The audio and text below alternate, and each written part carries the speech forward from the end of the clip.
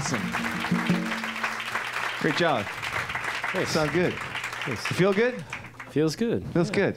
Yeah. Performing at the Schnitzer tonight, and the 6th studio album, Break It Yourself, was just released last month. Welcome back to Portland. Thank you. And thanks for taking time out for us today. What I've read about you, it seems like Portland is a place that you would adapt well in, and a place that you would like. True or false? True. Yes. I've considered moving here a couple times, but Yeah. never. It hasn't come together. Chicago is just too much home base for you, and you would never pull up stake? No, it's you know, yeah, 36, 37 Chicago winters. I'll always be from Chicago, Yeah. I think. You can tolerate that. You seem like a guy who's, you've come so far with what you've done. From age 4, you took up violin, correct? Mm-hmm. Were you one of those kids that it was just pounded into your life, practice, practice, practice?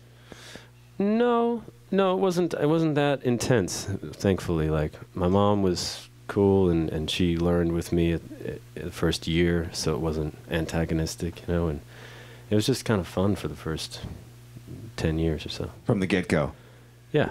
Was it from your venture from when you were a kid to when it blended into folk, did you ever think that it would take you into rock and roll? No, but I remember I was in like a punk ska band when I was 19, and we could get into clubs underage, and there were girls dancing, and I was kind of sold on it. Recently saw you on the Colbert Report. Did anybody see him on the Colbert Report?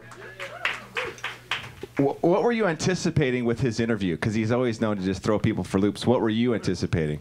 Well, they put you through a lot of preparation for that, because you know the producers they do like an advance interview, and they do kind of mock questions of what he's likely to do, and so it kind of psyched me out a bit. But he ended up being so kind of genuine in a weird way, even though he's not genuine. Right, That's exactly. his character. But I could tell underneath that he was you know, on my side, so it made it much easier to talk to him, you know. Right. Well, you're one of a select few to perform on his show, so that's a bit of a compliment. Yeah, it was an honor, for sure. When you come back to Portland, you spent some time with some Portlandites, the Decemberists. When you roll through, do you ring them up and? No, but we have played shows together, and I know Tucker Martine quite well, and their producer, and Laura Veers, and yeah, I know a lot of folks from Portland. So you won't look them up? It didn't occur to me, but okay. yeah. I just know sometimes bonds grow on tour, or sometimes you're just acquaintances. Either way, yeah, we're friendly.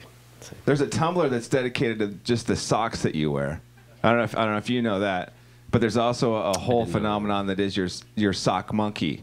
Can you give me a little brief history that is the sock monkey, as you guys can see there behind? I hadn't made the connection between the fact that I take off my shoes and to operate the pedals, which I don't do anymore. Long story, but to the sock monkey. But I guess that makes sense. But there's a lady in Toronto who made sock monkeys for everybody in the band. I just got more attached to mine. How long ago was that? I don't know, maybe 5 years ago or something. Okay, so this isn't a sock monkey that you've been carrying around with you since you were 4 years old. No. But it has become such a part of the show that if he's not there, something's not right. The show doesn't go right. Comfort monkey. Yes. That's sweet. Yeah. Will you play a couple more for us? Sure. I will shut up and get out of the way. Okay. Once again, Andrew Bird, you guys. Thanks. It's called Give It Away.